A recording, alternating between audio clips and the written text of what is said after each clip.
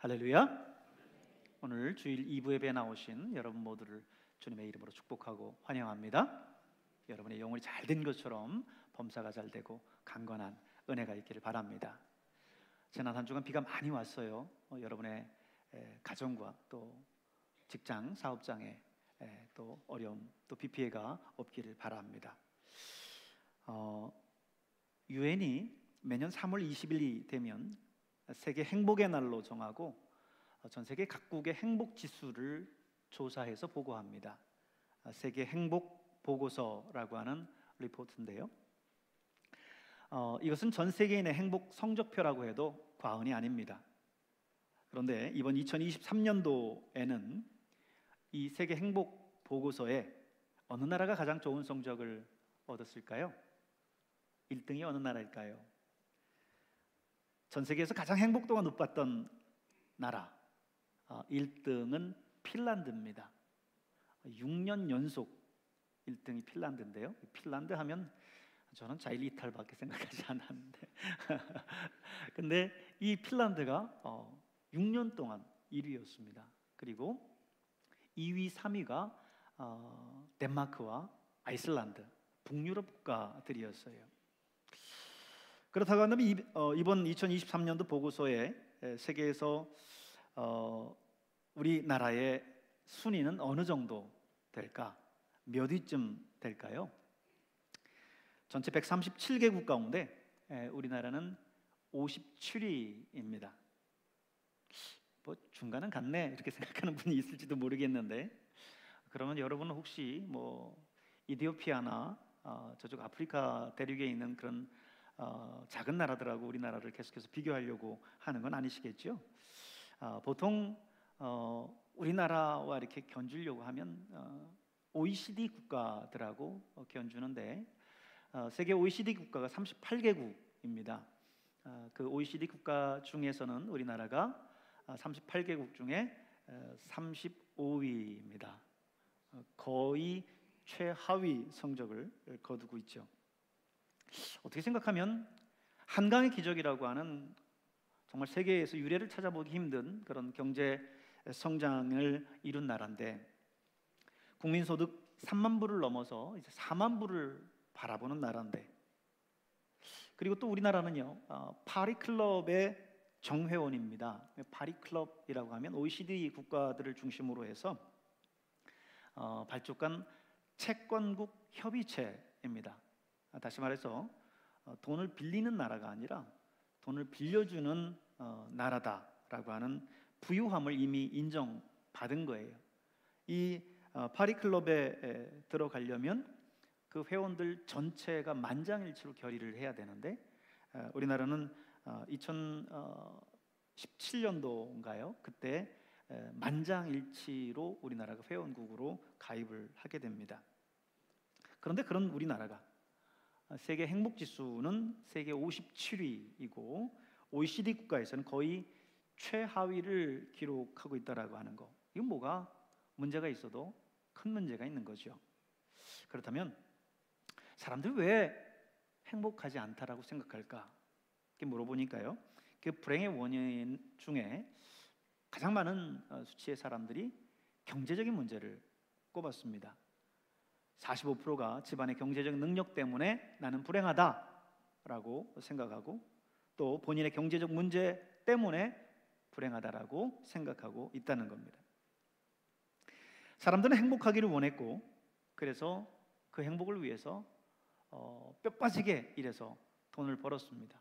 돈을 벌면 행복할 거라고 여겼기 때문이겠죠. 그래서 나름 여유도 생겼어요. 살만해졌습니다. 그런데 이상하게 행복하지를 않습니다. 왜 그럴까요?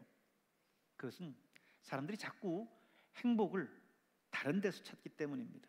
엉뚱한 데서 그들의 삶의 위로를 찾으려고 하기 때문에 그래요.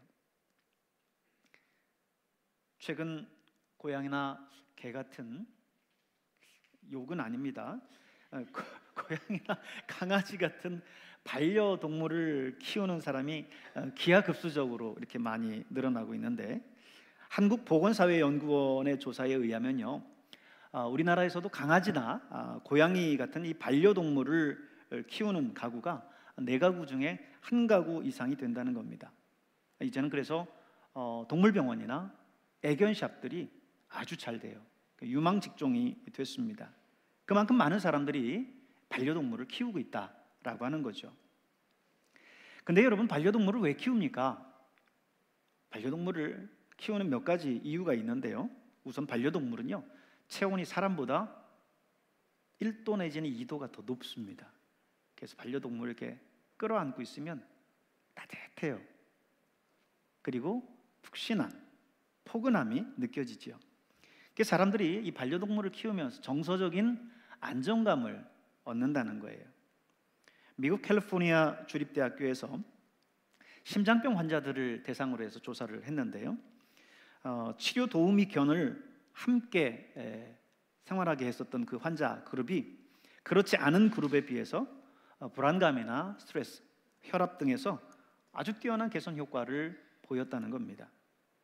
아주 긍정적인 요소죠.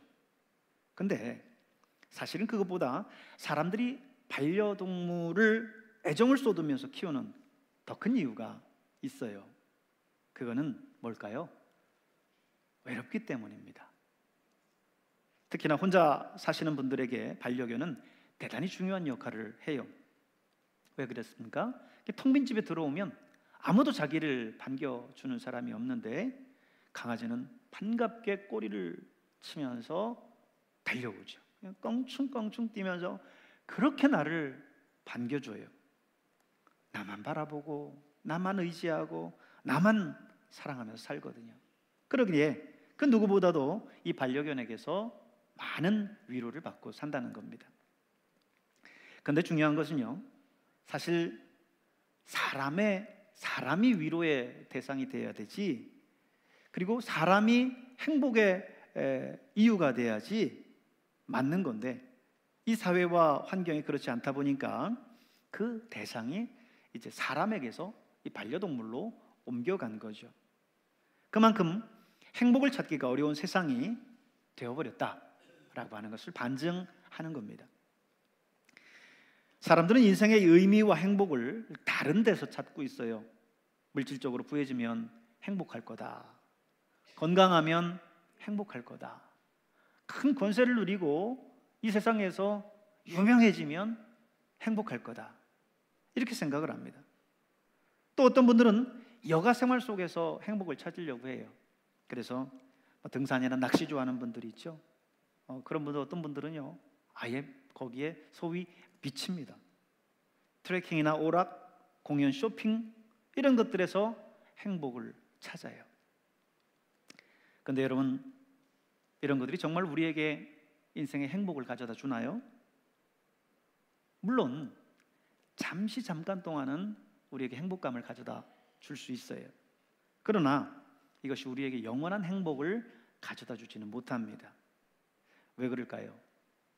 우리 인간은 영적인 존재이기 때문에 그래요. 영적인 존재이기 때문에 그렇습니다. 인간은 다른 동물과 구별되는 면이 바로 이거예요. 진화론을 이야기하는 현대 과학을 보면 인간도 진화의 한 존재고 동물과 다를 바 없다, 이렇게 생각하려고 하지만 아니에요. 인간은 동물과는 분명하게 구분되는 존재입니다. 어거스틴은 인간에게는 하나님만이 채울 수 있는 절대 공간이 있다 그랬어요. 하나님만이 채울 수 있는 절대 공간이 있다. 인간은 영적 동물이기 때문에요. 그래서 종교적인 행위를 합니다. 아무리 미개한 아마존 밀림에 가보세요. 거기에 있는 다 발가벗고 살아가는 그 인간들을 보십시오. 그러나 그들은 종교적인 행위를 합니다. 그런데요, 아무리 똑똑하고 두뇌가 지능이 높다라고 하는 그 동물들을 보세요. 종교적인 행위를 하는 동물은 없습니다. 원숭이나 침팬지, 그들이 종교적인 행위들을 하던가요? 아니요. 물론 네버랜드 같은 데 가면 사파리에서 곰이 지나갈 때 비나이다 비나이다 뭐 이래 하잖아요. 그러면 그때마다 기사가 어떻게 해요? 간식을 던져주죠. 그러면 곰이 간식 받아먹는 재미에 훈련된 조련사의 조련에 의한 거지, 그게 곰이 무슨 종교적인 행위를 하고 종교심이 있어서 그렇게 하는 게 아니다라는 거죠. 여러분, 오직 인간만이 종교적인 행위를 합니다. 왜? 인간은 영적 존재이기 때문에 그래요. 창세기에 보면 하나님이 자기 형상, 곧 하나님의 형상대로 사람을 창조하셨다 말씀하고 있어요. 하나님이 영적인 존재, 하나님은 영이시니 신령과 진정으로 예배할지니라 그랬잖아요. 하나님이 영적 존재이기 때문에 그 형상에 따라 창조된 우리 인간 역시 영적인 존재입니다. 그러기에 우리 인간은 우리를 창조하신 영이신 그 하나님을 만나고 그분과 교제하고 그분을 예배할 때 참된 행복을 찾을 수가 있어요. 그래서 여러분, 오늘 우리가 어디서 와서 무엇을 하며 어디로 가는 존재인가를 우리는 분명히 기억해야 될 것입니다. 사람이 바다에서 표류를 하다 보면 뜨거운 태양 아래서 금방 목이 타죠. 그래서 목마르다고 해서 바닷물을 벌컥벌컥 마시면 어떻게 됩니까? 바닷물은 염분이 소금기가 있기 때문에 목마르다고 해서 그 바닷물을 벌컥벌컥 마시면 당장은 괜찮은 것 같지만 점점 더 갈증을 느끼고 계속해서 물을 찾게 돼요. 결국에는 죽게 됩니다. 우리의 인생이 바로 그런 거예요. 많은 사람들이 세상에서 그저 그들의 인생의 행복의 원인이 거기 있는 줄 알고 거기서 찾습니다. 그러나 거기에서 행복을 찾을 수 없어요. 잠깐 자신을 행복하게 하는 세상 것에 취하면 점점 더 그것을 갈구하고 갈망하게 되고 결국에는 그 세상과 함께 영원히 멸망하는 겁니다. 하나님 앞에 나오시길 바랍니다. 하나님은 오늘 우리에게 이렇게 말씀하고 있어요. 너희 모든 목마른 자들아 물로 나오라. 돈 없는 자도 오라. 너희는 와서 사 먹되 돈 없이 값 없이 와서 포도주와 젖을 사라. 너희가 어찌하여 양식 아닌 것을 위하여 은을 달아주며 배부르게 하지 못할 것을 위하여 수고하느냐. 내게 듣고 들을지어다. 그리하면 너희가 좋은 것을 먹을 것이며 너희 자신들이 기름진 것으로 즐거움을 얻으리라. 너희는 귀를 기울이고 내게로 와서 들으라. 그리하면 너희 영혼이 살리라 그랬습니다. 영적 존재인 우리, 하나님의 형상에 따라 창조된 우리 인간은 하나님 앞에 나아가야 돼요. 그리고 그분의 말씀을 들어야 됩니다. 그분과 영적인 교제가 있을 때 우리는 거기에서 우리의 영혼이 살 수 있는 거예요. 우리의 영혼이 거기에서 참된 행복을 찾을 수 있는 것입니다. 사랑하는 여러분, 저와 여러분은 예수 그리스도를 믿고 하나님의 자녀가 된 분들입니다. 그분 안에 거할 때 우리는 우리의 인생의 참된 행복을 누리면서 살아갈 수 있어요. 그래서 오늘 본문은 뭐라고 말씀합니까? 누구든지 그리스도 안에 있으면 새로운 피조물이라. 이전 것은 지나갔으니 보라 새 것이 되었도다. 예수 그리스도 안에서 우리가 예수님을 믿고 있으면 우리는 새로운 피조물, 새로운 삶으로 변화된다라고 하는 거예요. 우리가 예수 믿기 이전에는 세상 것만 추구하며 살았죠. 세상 속에서 죄악 가운데 그것이 최고고 그것이 좋은 건 줄 알고 살았습니다. 그러나 이제는 우리가 예수님을 만나고 예수의 사람이 되어서 이제 새로운 피조물로, 새로운 삶으로 변화됐어요. 이전 모습은 이제는 다 사라졌습니다. 새 사람이 된 거예요. 세상 것들은 잠깐 만족을 줍니다. 그 잠깐의 세상 것들을 향하여서 여러분 불나방처럼 달려가지 마시기 바랍니다. 불나방을 보세요. 활활 타는 그 불을 향하여서 그게 좋은 줄 알고 달려들지만 거기서 그의 결국은 불타 죽는 거예요. 그러므로 여러분 예수 안에 참된 행복이 있음을 기억하시길 바랍니다. 예수님은 그래서 내가 곧 길이요 진리요 생명이니 나로 말미암지 않고는 아버지께로 갈 자가 없느니라 말씀하셨어요. 예수님이 길입니다. 예수님만이 진리입니다. 예수님만이 생명이에요. 그러므로 그분을 따라서 살아가는 여러분 될 수 있길 바랍니다. 누구든지 그리스도 안에 있으면 새로운 피조물이라. 누구든지 그리스도 안에 있으면 새로운 피조물이라. 그래서 이전 것은 이제 다 지나갔다. 세상을 쫓던 나의 옛사람의 모습은 이제 사라졌다라고 말씀하는 겁니다. 내가 그리스도와 함께 십자가에 못 박혔나니 그런즉 이제는 내가 산 것이 아니요 오직 내 안에 그리스도께서 사신 것이라. 죄악을 쫓고 세상을 쫓았던 나의 옛사람은 이제 십자가에 못 박혀 죽었어요. 예수님께서 십자가에 못 박히실 때 나 역시, 나의 옛사람 역시 십자가에 못 박혀 죽었습니다. 이제는 우리는 예수님이 부활하신 것처럼 새로운 모습으로 다시 태어난 겁니다. 오늘 본문인 고린도 후서를 기록한 사람이 누구죠? 사도 바울입니다. 사도 바울. 사도 바울은 본래 철저한 유대교인이었어요. 그래서 사도 바울은 사도행전 22장에 보면 자신을 소개하기를 어떻게 소개하고 있습니까? 나는 유대인으로 길리기아 다소에서 났고 이성에서 자라 가말리엘 문화에서 우리 조상들의 엄격한 율법의 엄한 교훈을 받았고 오늘 너희 모든 사람처럼 하나님께 대하여 열심히 있는 자라 그랬습니다. 사도 바울은 본래 유대인이었습니다. 유대인 중에서도요 얼마나 열심히 있는 유대인이었는지 바리새인 중에 바리새인이었어요.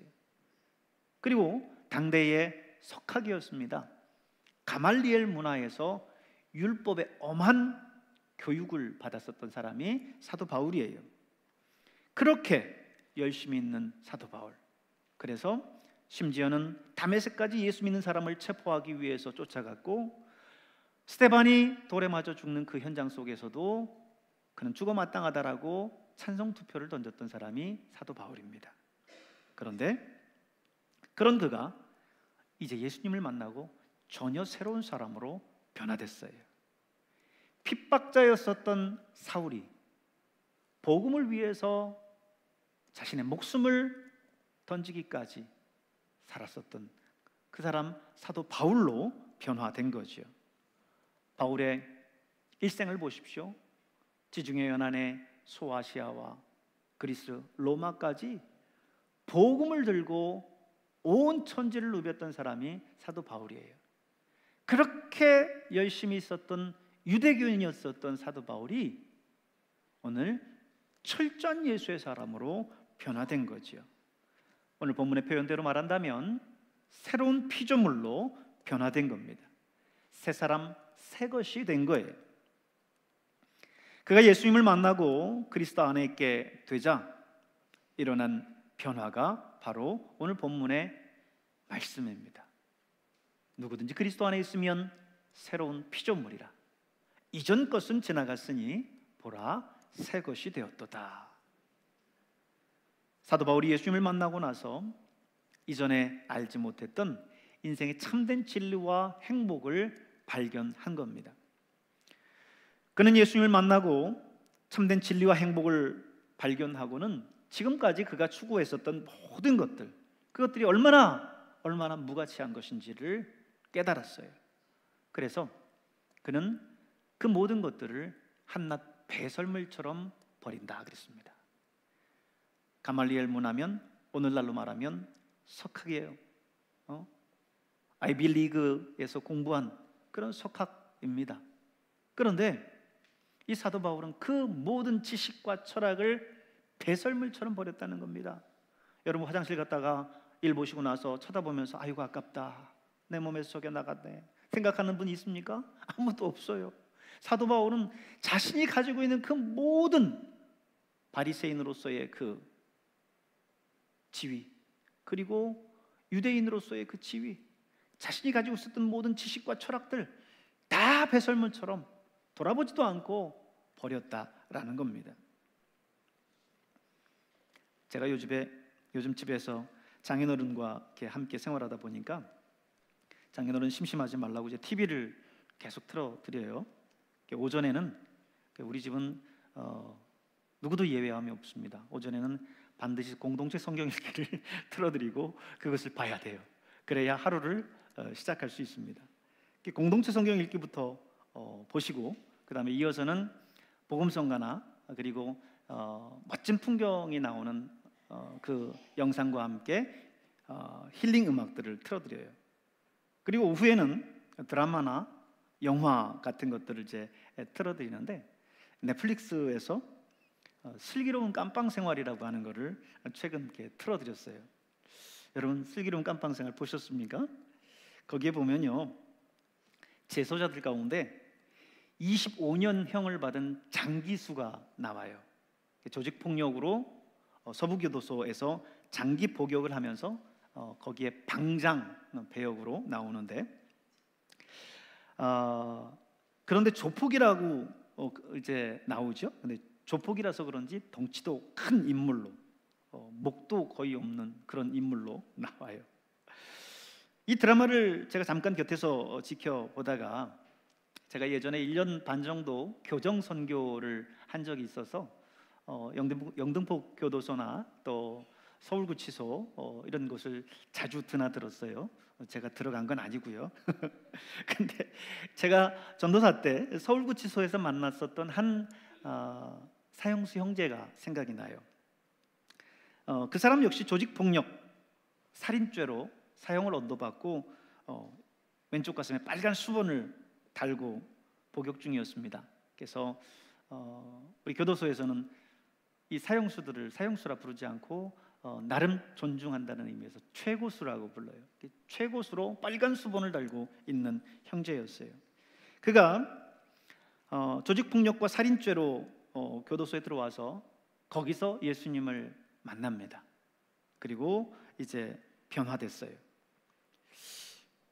그리고 이야기하는 얘기가 살인했을 때 자기 꼭 뭐에 쓰인 것 같더래요. 그리고 그 이후에 이 친구가 완전히 변화됐습니다. 그가 그를 처음 제가 만났을 때에는 사실 진짜 겁이 나더라고요. 사형수다. 또 뭐 실수해서 그런 것도 아니고 조직폭력 살인으로 들어와서 사형수다 그러니까 겁이 나요. 그리고 만났는데 외모 자체도 이 슬기로운 깜방 생활에 나오는 그 장기수처럼 등치도 작지만 땅땅하고요. 그리고 좀 목도 없고 거의 팔뚝이 제 허벅지 같아요. 그리고 눈매가 아주 무서운데 그래서 만나서 이야기하는 것조차도 사실은 겁이 나더라고요. 그런데 점점 시간이 가면서 날이 갈수록 계속 이야기를 나눠보면서 제가 그분을 만나면서 계속 은혜를 받아요. 교도소 내에서는 자주 방을 이제 옮기는데 옮길 때마다 같은 방에서 만나는 그 사람들에게 자신에게 들어온 영치금을 가지고 칫솔도 사주고 속옷도 사주고 양말도 사주고 하면서 예수 믿으라고 이렇게 복음을 전한다는 거예요. 여러분 그 방에 같이 사는 그 사람이 예수 믿으라고 하는데 안 믿을 사람이 누가 있을까요? 빨간 수건을 달고 예수 믿으라고 하는데 그래서 그 방에서 항상 그 형제의 인도에 따라 예배를 항상 드리는데 처음에는 어쩔 수 없이 참여를 했다가 점점 보니까 이 사람이 진심이거든요. 변화된 그 모습들이 보이거든요. 방장인데도 거기 화장실에 가서 손수 소를 들고 자기가 변기 청소하고 하면서 늘 섬기거든요. 그러니까 나중에 거기서 몇 달 살면서 이 사람의 모습을 통해서 완전히 그도 변화되고 예수님을 영접하는 겁니다. 저는 그 형제를 생각하니까 오늘 이 본문이 오버랩돼요. 이전 것은 지나갔으니 보라 새 것이 되었도다. 누가 그를 사형수라고 하고 누가 그를 조직폭력 살인자라고 하겠습니까? 당시 서울구치소의 최고 모범수였고요. 정말 남은 인생을 주를 위해서 사는 사람이었습니다. 여러분, 물고기는요 물을 떠나서 살 수 없어요. 물고기가 물에 막 지나다가 밤하늘의 별을 보면서 야, 저 별 멋있다. 그 또 푸른 창공을 날아다니는 새를 보면서 야, 나도 저렇게 날아봤으면 하고 물고기가 물을 떠나서 밖을 이렇게 날아다닌다고 생각해 보세요. 처음에는 야, 이렇게 이런 곳도 있구나. 하지만 물고기는 물을 떠나면 죽을 수밖에 없어요. 세상이 좋아 보이죠. 세상이 아주 매력적이고 매혹적입니다. 나도 저 세상 속에서 한번 즐겨봤으면 그런 마음이 있을 수도 있어요. 그러나 우리는 하나님 곁을 떠나면 영원한 그런 죽음을 맞이하게 된다는 사실을 여러분 기억하시길 바랍니다. 인간은 하나님 안에 있을 때 참된 행복을 누릴 수 있어요. 세상이 아무리 여러분을 유혹하고 붙잡아도 여러분 그리스도 안에 있을 때 참된 행복이 있음을 잊지 마시길 바랍니다. 여러분은 여러분을 창조하신 하나님, 영이신 그 하나님의 형상에 따라 창조된 인간이고, 그러기에 그분을 통해서만이 참된 우리 인생의 행복을 찾을 수 있다는 것을 기억하면서 늘 그분과 함께 하루하루 살아가시는 저와 여러분 될 수 있기를 주님의 이름으로 축원합니다.